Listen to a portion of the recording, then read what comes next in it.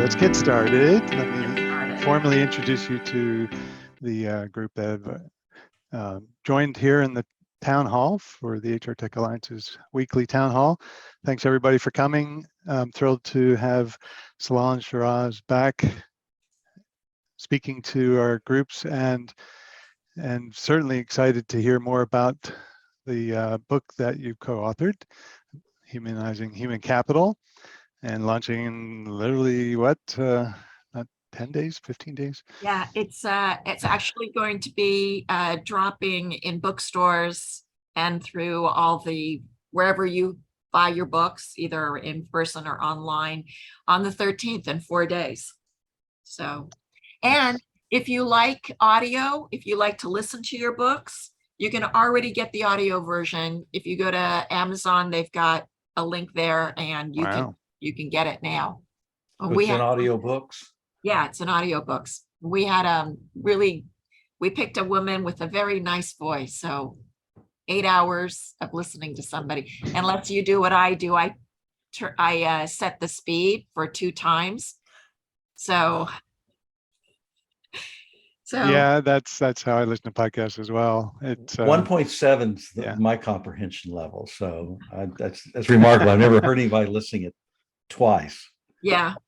So well, it depends. On Zoom playback, I listen at 2 times because it's not as fast as the audiobooks. And you're right, in audiobooks, I'm usually around 1.5 to 1.7 times, because 2 times is like they stumble over their words. So yeah, but we're in a world where everything is fast paced, including the way we listen, which is crazy. It's so true. Thank you for sharing the table of contents as well, and I'll let you certainly walk through the book as you choose. But I guess my question is this something that I can share here with the group, a link to this table of contents? Yeah, absolutely. Absolutely. You can actually see the table of contents when you do the look at the book, I think. Okay, like on Amazon? Yeah, on Amazon. And I'm not sure that that's up yet, but you can share the table of contents. That's fine. But this is an advanced review copy, I can tell. Yeah, it is an advanced review copy because it's got the watermark on it. So nice. That's what I shared. So it's kind of interesting what's going on in the world and what's going on in the news. In fact, I just got something sent to me that says CEOs are leaning more and more on their CHROs. And it really just goes to show how much more important the human capital function is becoming in overall enterprise level management. But I think what's really interesting is the disruptive events over the last couple of years have basically focused organizations on becoming more human capital centric. And I think that's really where the world is going. In fact, I was teaching last night and I was telling my young students about starting with the Industrial Revolution, which was more than their little brains could handle. I shouldn't say they were little brains, but their span of attention could handle, but basically said, our business models are evolving, and they started off with a manufacturing centric or a product centric business model, because that's what the limiting factor was. How do we produce goods in a way that we can repeat with decent quality at the right price point? And we had that model in place probably from the 1800s until, I would say, the mid 1950s, where technology started getting introduced, right? We had those huge mainframes in the 60s that, would take up an entire room. And all of a sudden, the limiting factor was information. And that became the center of a business model, is how do we use technology to actually enhance our businesses? And we had that model in place until probably the mid 80s, when all of a sudden the most important thing to business success was not how we manufacture at cost, how we use data to inform our business decisions in terms of manufacturing and production, but really around the customer. And so business models became customer centric. What do we have to do to get our customers to buy our goods and stay loyal? And where I think we are is sort of a combination between using technology and understanding the customer to drive our business models. And that, I think that's where we are today. We spend a lot of time thinking about our customer and customer support, customer, price points, features in our products, and our services, and technology. I think there's a mix between the two. And what Stella and I identified is that there is another shift coming, another evolution in the business model, because the limiting factor today is talent. And that is going to be core to any business model, any successful business model, because that is the labor as a unit of input is going to become more and more scarce, as we are seeing now. And organizations that don't adopt a human-centric business model are going to be the ones that are caught short, because people have to be your competitive advantage. And just to drive this home even more, 80% of the US GDP is service-driven, which I think is 80%. 80% in the United States. At the world level, it's, let me check make sure my number is right, 65%. So 65% of the world's GDP is service-driven. And we have some countries that are more service economies and some that are fewer. So China is 53%. Europe is about 70%. The Arab world is about 49%. Singapore is 70%. And the US leads the world in a service-driven economy where 80% of our GDP is comprised of service revenue. Does that comprise the knowledge worker? Is that what? That's it. Service be basically consulting and whatever. That's exactly like right. A lot of us on the call here. Yeah. And SaaS would go under that too, wouldn't it? SaaS. Exactly. Is there anything that's service oriented? So when you deliver a SaaS product, you're not delivering something, you're delivering a service. And that's what makes up the majority of our economy. So let me just make the link between our service economy, right? And what we're finding about service-driven organizations like technology companies is that 90% of the S&P 500 market value is intangible, which is services. We can't touch a service, we can only experience it, so it is intangible. So people are now at the core of what's driving our economy, and organizations that are not paying attention to what people need, how they're organized, how jobs are designed, and meeting the needs and expectations of workers are going to be ones that are caught holding the short end of the stick. So, and one of the things that we talk about a lot in the book is about technology and how technology needs to support the worker, not the other way around necessarily, right? So today it's all about how can workers use technology. What we are saying is that the evolution is going to ask the question, how can the technology support the worker? How can we design technology that is more human-centric than forcing humans to use technology that might not be as intuitive, right? So we're going to see a shift in that area as well. So those are the two big things. There's one more big thing that I think is coming. And the third big thing is using data analytics to understand the signals in the organization so that companies are better able to align and allocate investments, especially in technology, to drive positive business outcomes. So I think there's three things going on here, right? That's a lot. Yeah, it's a lot. The world is changing. I mean, we're seeing that. And it's sort of like the perfect storm that everything's coming together at the same time. One of the things that we know about companies that use human capital analytics in managing human capital Good. Let me step away. is that those organizations that integrate human capital analytics in their management processes around human capital experience, I'll tell you the bottom line and then I'll tell you how we get there.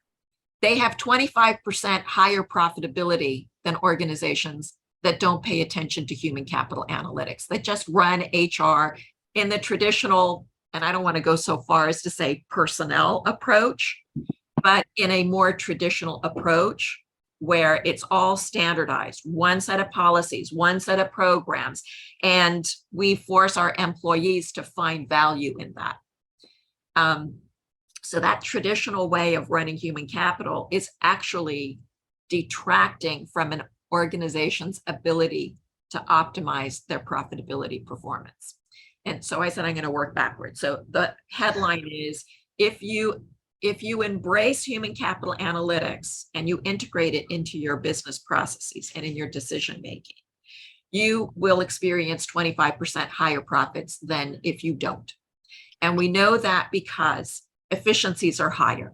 So human capital efficiencies, the way that you allocate your budget, the value that employees get from it, that's 14% higher. So essentially for every dollar you spend, it goes 14% further.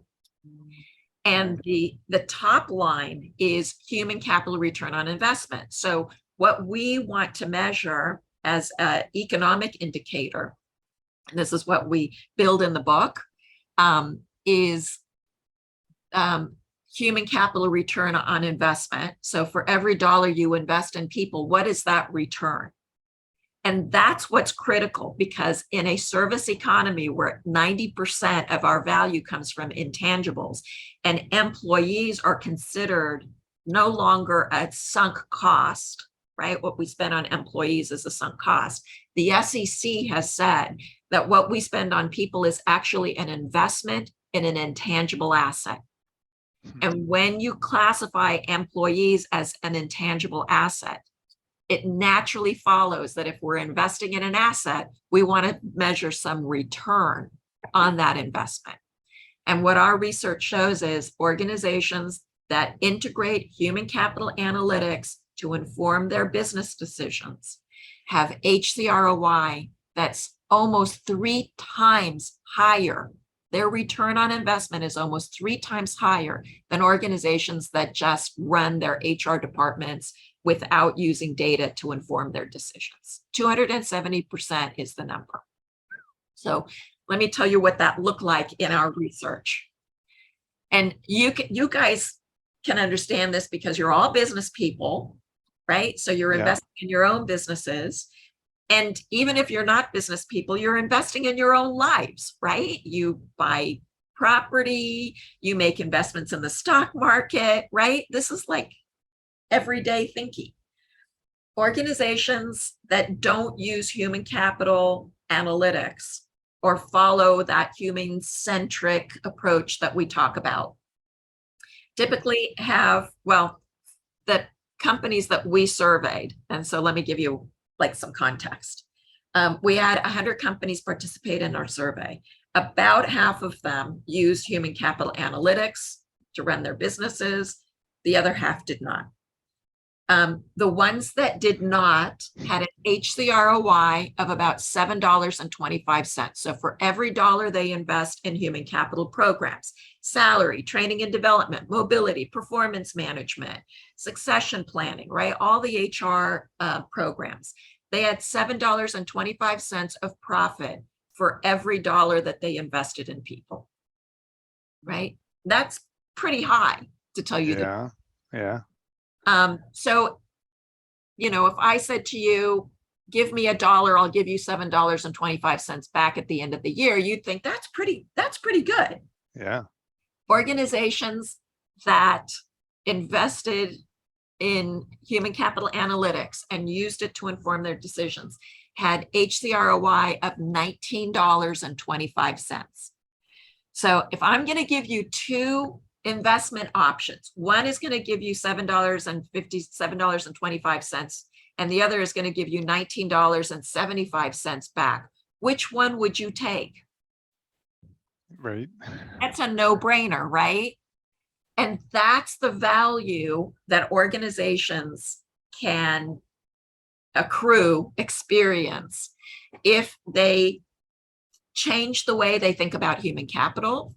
They bring in technology to help them understand how efficient and effective their programs are.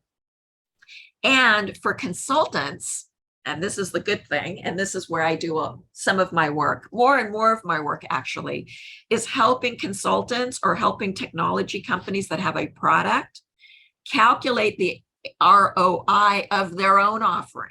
So you can go to a company and say, I was working with somebody yesterday doing a big project for an energy company, and their fees are, for the first part of the work is going to be $175,000, right? Sounds like a big ticket. But if we quantify the value, the benefit of the consulting that they're doing, and they follow their recommendations, they will actually experience something like a $20 million benefit from that over time, over the next 3 years. So go to a CFO and say, I need $175,000, and what I'm going to deliver at the end of the day is about a $20 million benefit. It's really easy for a CFO to say, oh yeah, I'm getting a good return on investment on that, probably higher because it's like several thousand% than I could if I invested it in the bank, if I put it in a risk-free rate of return investment, or even if I bought a piece of property, because that return is not going to be as high as it would be if we fix our human capital problems. So, question for you: do you, the companies that you surveyed that weren't doing it and clearly need to or should, do you have those in a list somewhere that we can call on to sell them analytics software? I wish I could. What I could share with you is the report. So we did this research at the conference board. The average company size was about $1 billion in revenue. It ranged from about 200 million to 40-something billion dollars. So we had a big range. So we had nice representation at either end of the size spectrum. I can't tell you who the companies are, but I can share the report where that analysis was presented. You know, it's all a matter of framing the ask, right? Because as technology people, you're asking for budget. You're asking your organizations to ask their CFOs for budget. And we have to do a better job of connecting how our ask is actually generating value. And, you know, in my space, which is HR, you know, these ATS systems, productivity systems, right? All of the sort of the human capital tracking actually generates economic value creation if it's done correctly, right? So if we can reduce attrition, that's super expensive for companies. And I don't think CFOs, CEOs, or boards even realize how expensive attrition is. And for most organizations, that's what they're dealing with now. They're dealing with, how do I get people to join my firm, right? How do I keep people in the firm? How do I reduce my attrition rate? And we've got a couple of calculators that I can share with you. So I can share the calculators. We have a new cost of attrition calculator. We have an HCROI calculator. And, you know, you can, as vendors, as people who are designing products that actually enhance productivity, you can quantify that, right? You can say, if we can reduce attrition, or we can improve productivity, or we can improve engagement, then we can have an economic value impact creating event for the organization. And because most companies spend more than 50% of their expenses on people, the small changes that we make on the people side have a big impact on the profitability side, because it's leverage. And we talk about that in the book. We've got tools that we can share with you. So I know I've like people say listening to me talk is like drinking through a fire hose. So I apologize for that. Because I know, like, I give you a lot of things to think about, but we also have a lot of things that will support you that you can reference. So the book is one. I'm happy to share the report that we did at the conference board. Stella and I created that together. That's our research. It's Nice. called Accelerating Value. And I'm happy to share that with you because it's public domain. I'm happy to share with you the calculators that we've created that are free. All you do is put in your data, and then you can do sensitivity analysis by saying, oh, if my attrition went from 20% to 10%, how much money can my company save based on, average cost of headcount, salary, days to fill job, right? Days to fill position. We look at lost productivity. So if you have a job that's open for 180 days and your average, your employee on average is contributing $200,000 or $300,000 to revenue, right? Their allocation is at the revenue level, and that job is open for 180 days, you have $150,000 loss in productivity. And if you're only paying that person $100,000, that's a big cost to the organization. Yeah. So I work for Healthy Careers, where the time to fill for doctors is really high. Like over 200 days to fill a gastro doctor, for example. So it's interesting. Can I anonymously send this calculator to bad managers? Oh yeah. Here, I'll just anonymously. By the way, mention this calculator to anyone's podcast you want to get on. And you had me at attrition calculator. I had you at hello. Yeah, you had me at attrition calculator because I don't think that, employers look at this, and I don't know why. It blows my mind, and I love this. So I just chatted to everybody, the two calculators. One is the attrition cost calculator, and the other one is the HCROI calculator. And you guys are business people. You should be framing your sales pitch, your value pitch, based on the economic value that's going to be created by using your solution. And the reason that I say this is because when I was the chief human resources officer at my companies, and this was, in the early 2000s, vendors would come, especially HR vendors, they would come, software vendors would come and say, oh, buy this platform or buy this solution. And I would say to them, great, how much does it cost? $250,000. Great, tell me what benefit I'm going to get, what measurable benefit I'm going to get by using your solution. Well, is it going to lower my attrition? Is it going to help my productivity? That's something Ward would do. Yeah. So I would say to them, I cannot go to my CFO and ask him for $250,000 unless I can say to him, a $250,000 is going to produce a benefit of cost avoidance of $1 million. I can't go to him and ask with my hand out like Oliver, more, can I have more, sir? No, I have to come up with a business case. And if you guys aren't selling your products using a business case, I don't know what to tell you, but I can invite you to use our HCROI calculator to help test some of the benefits and quantify the material impact so that you can say, oh, our solution costs $150,000 or it costs $8 a person per month. But when they use that system, your company's going to lower its attrition rate, and that's going to save you $3 million. So spend, $150 and get a $3 million benefit back. Every CFO will buy that deal. And that's how we're, in addition to working directly with end user organizations, I spent a lot of time working with consultants and product vendors to help them craft that. I didn't know I didn't see you before, but I just saw you now. Craft that value proposition in economic terms. Mhm. And I think that's super critical.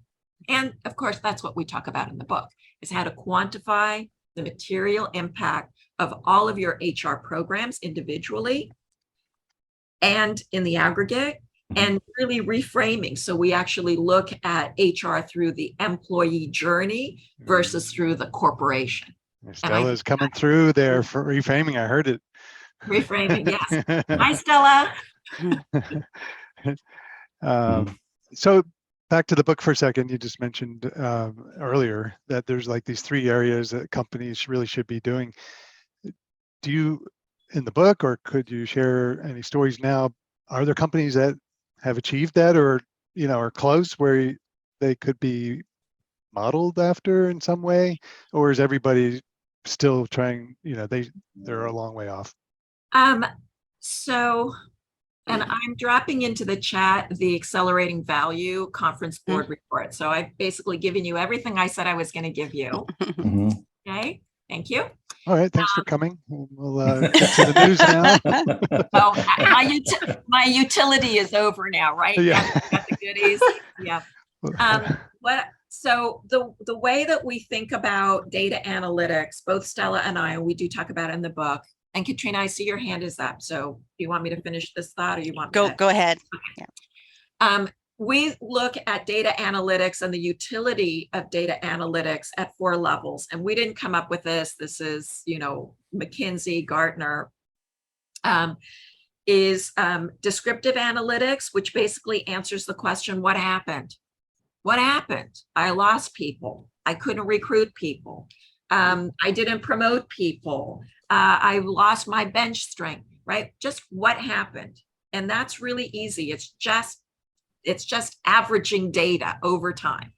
The second level is called descriptive analytics, where we answer the question, why did that happen?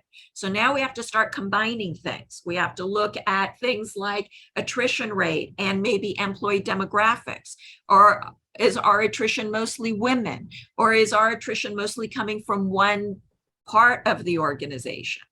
So then we can answer the question, what happened? Why did it happen? We now know what happened. We can answer the question, why did it happen? The third level of analytics is called predictive analytics, where you actually have to get a little bit more sophisticated to basically understand what will happen. So now that we understand why something happened, can we predict what will happen in the future based on the same set of circumstances? And that, again, is a little bit more sophisticated. And the fourth level is called prescriptive analytics, where based on the predictive analytic model, which is usually a multivariate model, because HR has lots of variables, it's not just one thing driving something else. The prescriptive analytics helps us create the future, right? So we change the relationships between the conditions and the variables to drive an outcome that we want to see. So if we want to reduce our attrition, and we know that attrition is a function of the way we hire, the way we move people through the organization, and the way they're managed by people, then we can change those 3 elements to reduce attrition. And that's the prescriptive part. So long explanation to say that most organizations are struggling even with the descriptive analytics to just say what happened. And the smart organizations are getting to the why it happened. So they're beginning to say, oh, well, we saw that we lost a lot of women in our tech space. Oh, and it's mostly underneath this one manager. So now we can say why something happened.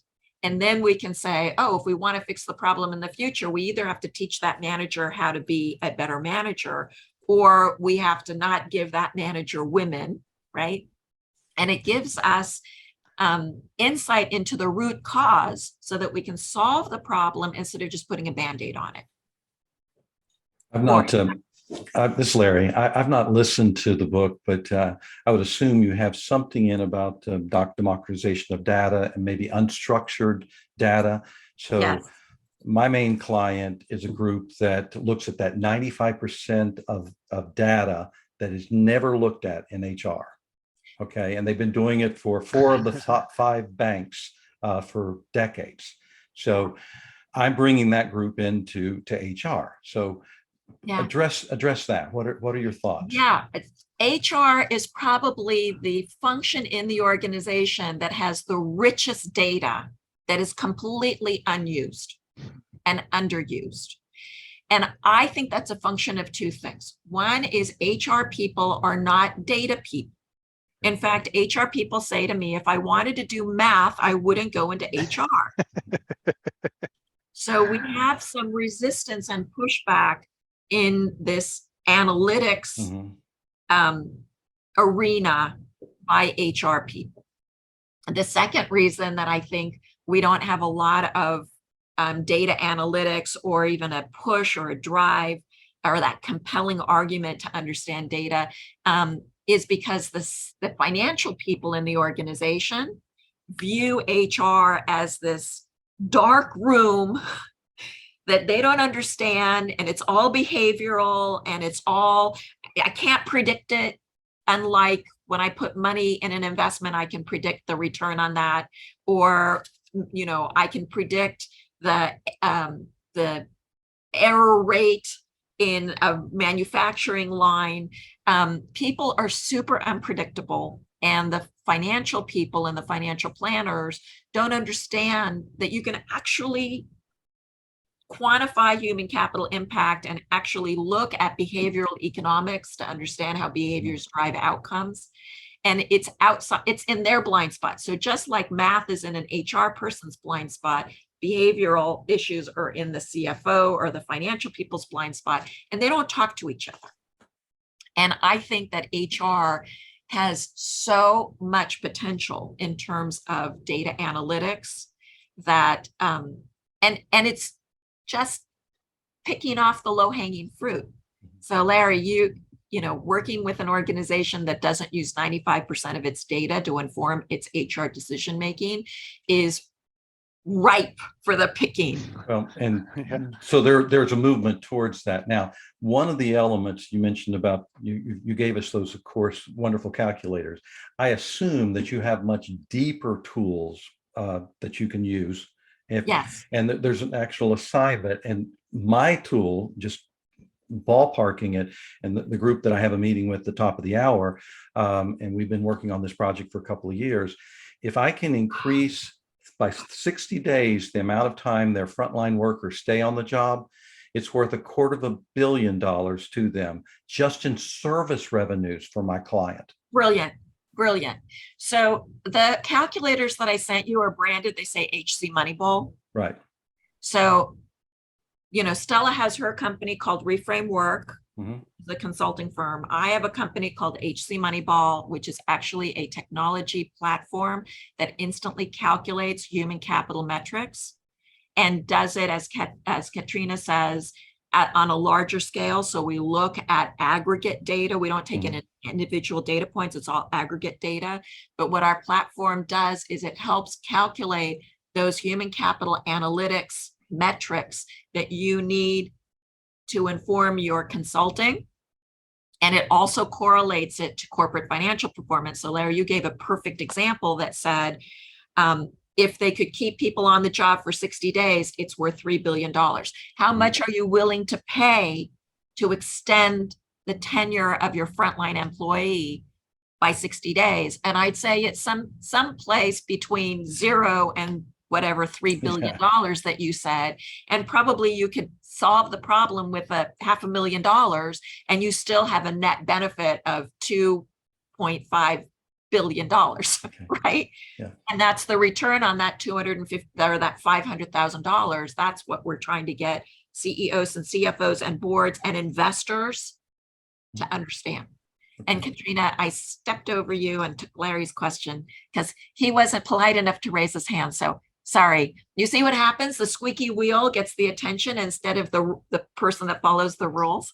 So, and I know I only had a 20-minute segment, so I don't know, do we want to schedule another because I know that you guys have your own business that you need to do. So Thank you for asking, but no, Katrina's question is most important. She's already paid $200 for the question, so go ahead. Right. So, wait, but no, this is very Yeah, interesting. what? I want her to go the whole, Yeah, hour as exactly. far as I'm concerned. But I really just am looking to know if anything stood out among other things, like if someone's like thinking of where they want to spend their budget, and they say, okay, if we put it in this pocket, it'll increase it this much. If we do it over here, you know what I mean? What is the like, holy crap, if you only have one thing to buy this. That's exactly right. Mm-hmm. If you can only spend money on one thing, spend it on this. And I'll tell you why. Mm-hmm. So this is what I'm teaching my students at Columbia, NYU, and USC. I'm teaching HR people how to think like a financial person. Mm-hmm. If you want to look at all of your programs, right, from end to end on the employee experience, and that, you guys are in this business to support those processes within organizations, right? Mm-hmm. So if you're, I'm going to pick on David at Pivot, you're trying to do recruiting a different way. You're trying to generate a different outcome, right? So you can measure the return on investment in either that software or that process. If you're doing learning and development, right? Each HR program should be evaluated to understand the return on that investment, and not necessarily by achieving the KPIs, but really the economic value that it's creating, either in terms of HCROI or profitability or market share, right? So then a head of HR can look at all the programs and say, oh, we invested $100,000 and we had an ROI of 200% in that program, but we invested in technology and we had a 300% ROI in our technology. You can then prioritize how you're going to spend your money, and the faster your IRR is, how fast that return happens. You can go back to your CFO and said, you gave me $100,000. I invested $100,000. I already got that $100,000 back in value by reducing expense, or, Larry's example. I want another $100,000 this year because I already gave you back the value. I've already recouped that investment. Let me invest that $100,000 again. So a smart head of HR is not only going to look at the return, but they're going to look at the internal rate of return, the time it takes to recoup that investment, and then go back to their CFO and said, you gave me $100,000. I already reduced our expense by $2 million. I've more than covered that $100,000. Let me have the $100,000 again. And let me go to my next highest return or shortest time to recoup that investment. And that way, the HR person, instead of having a budget of $1 million, they might have a budget of $1.5 million because they keep recycling their return. There's a one live example with a CHRO that was new to the organization. They had a bunch of technology solutions that weren't being used, so they were paying fees without using the solution. And she basically, without any impact to the organization because those solutions weren't being used, she saved the company about $3.5 million in just not renewing software that wasn't being used.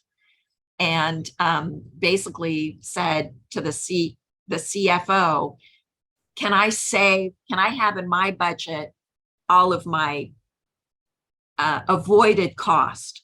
And he said, yeah. So she got $3.5 million to spend. And, she bought the right technology. She engaged the right consultants. She expanded her HR staff because now she could self-fund more people in the company in that area. So let's see. David is saying. I think Lloyd has a question. Lloyd. His hand up. And then we'll go to David. Nice to meet you. Your book sounds super fascinating, and I want to dig into all the links you sent. I'm coming at this from a talent acquisition point of view.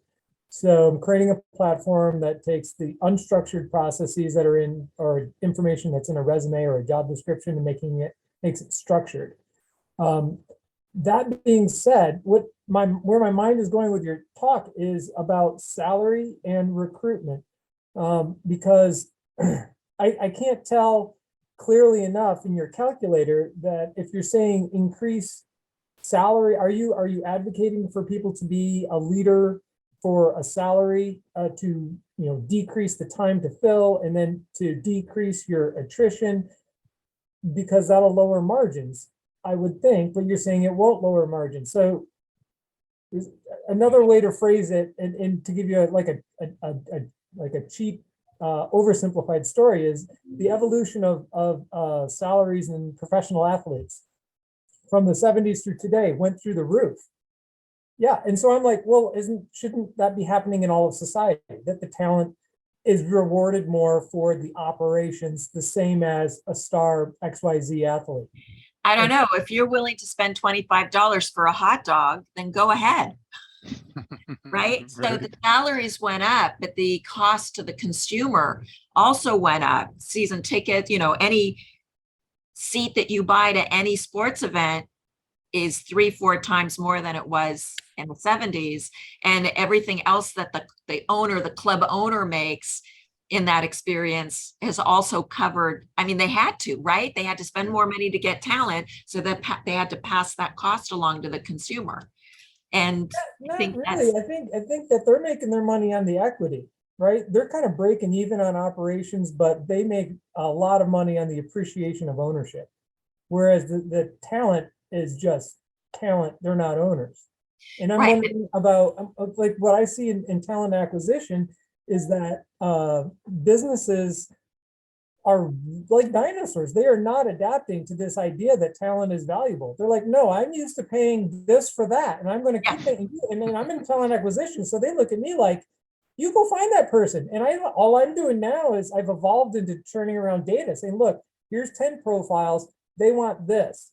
And that helps me to get that hiring manager to have a come to Jesus meeting. They're like, oh, this is a new world. Okay, so let me unpack what you're saying. The first thing is there has to be a philosophical agreement, right, about the diminishing value of the extra dollar, of the marginal dollar in today's workforce. Right? Way of putting it. Yeah, I'm looking at these service companies and saying, well, it's about the talent, so take lower margins. Hello, new world.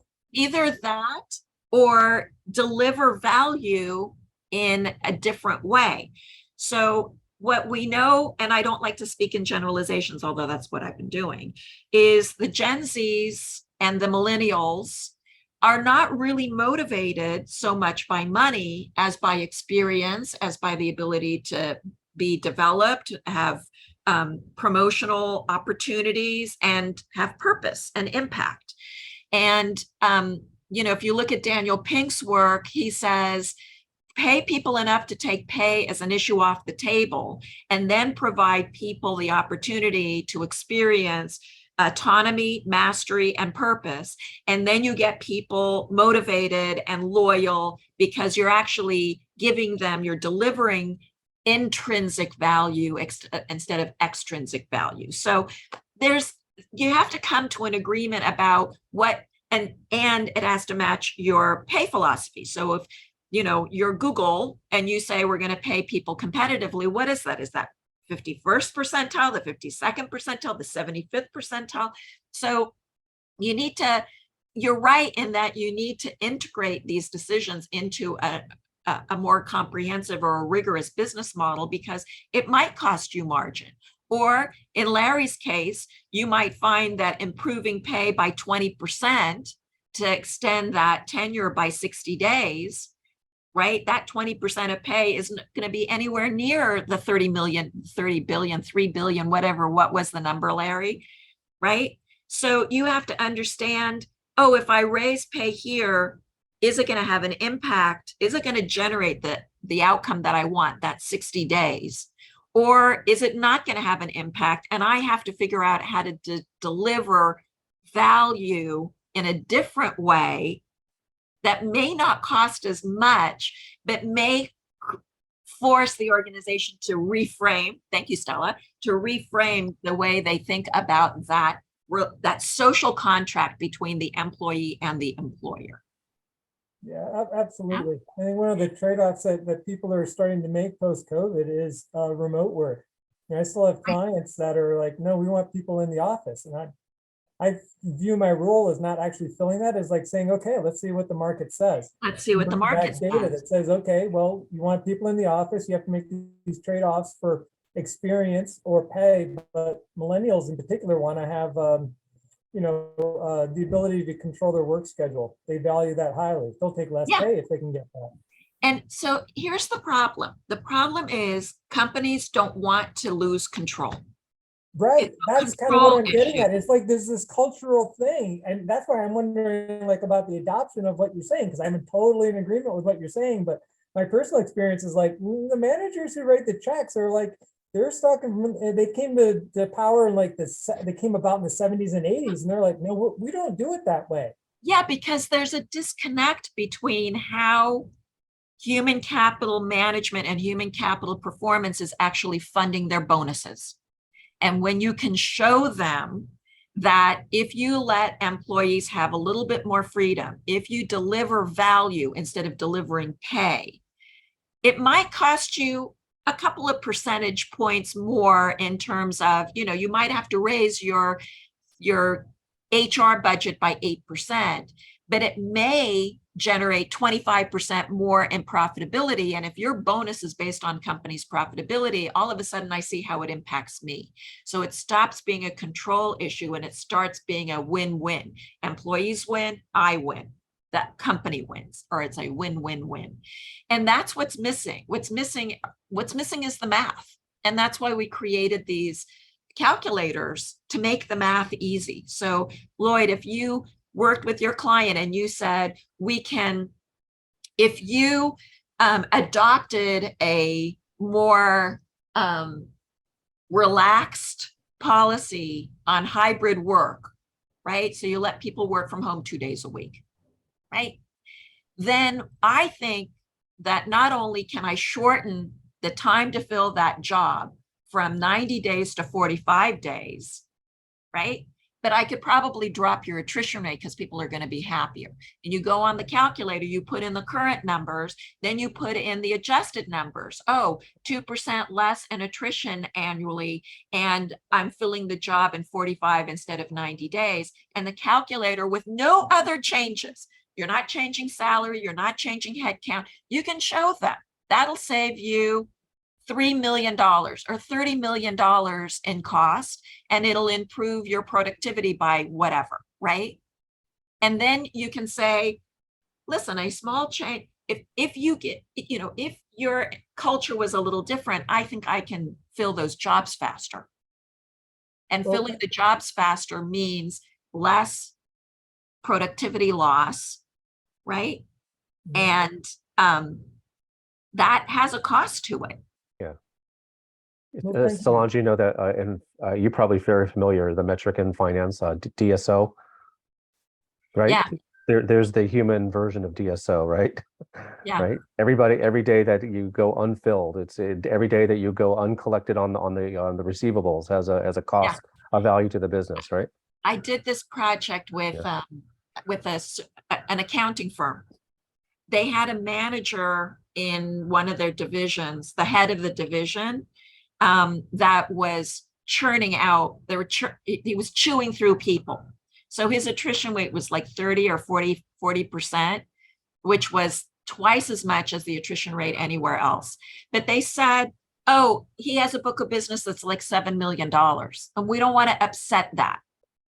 And what I did is I calculated the cost of that attrition in terms of not having staff that's billable.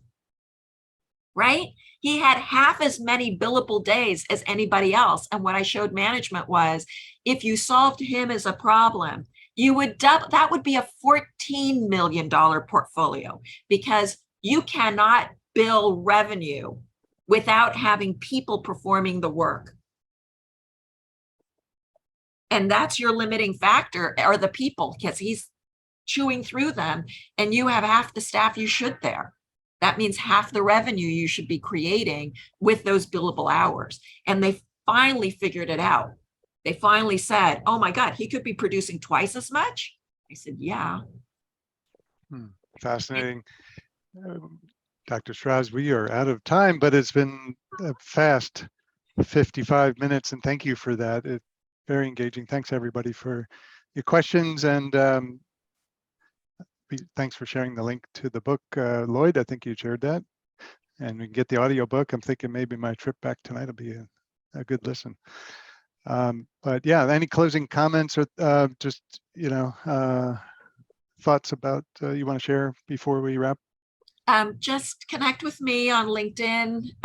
Happy to have conversations with you. Happy to noodle through how to create that business case for your economic value as you sell to clients or work with clients as consultants. This is my mission in life, is to quantify human capital materiality and communicate its value.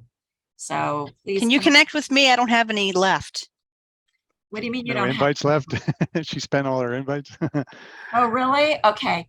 Wait. They're using my profile for some marketing campaign all of a sudden, and I don't have any, so I have no invitations. Yes, I'm going to connect with you right now. Thank you. So thank you. And thank you, Ward, for letting me speak. And thank you, Stella, when you listen to this. Sorry you can't be here, but we tried to get the reframe in as much as possible. I'm looking forward to connecting and interacting with all of you soon. Thanks so much. Thanks everybody, and have a great weekend.